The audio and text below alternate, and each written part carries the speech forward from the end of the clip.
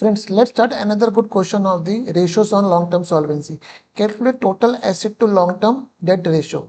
Current liability is 20% of capital employed. Shareholder funds 4 lakh rupees. Total liability 12 lakh rupees.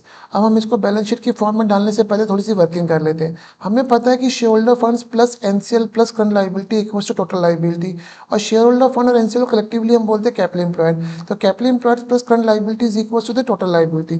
Question says current liability is 20% of the capital employed.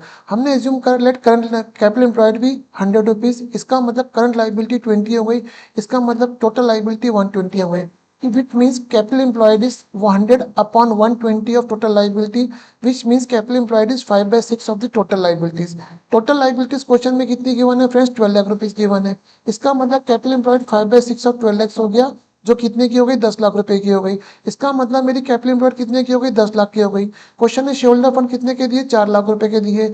इसका मतलब non current liability कितने की हो गई? 6 लाख की हो गई। हमें निकालना है total asset to long term debt ratio. Long term debt जो होता है वो एनसीएल होता है। अब जितनी की मेरी टोटल लाइबिलिटी है उतने की मेरी टोटल एसेट्स हो गई 12 लाख रुपए की। है जो मेरी रेशियो बन गई that is 12 lakhs, total asset 12 lakh rupees, NCL 2 lakh rupees, my ratio is 2:1। तो होप आपको क्वेश्चन अच्छा लगा होगा। Thank you.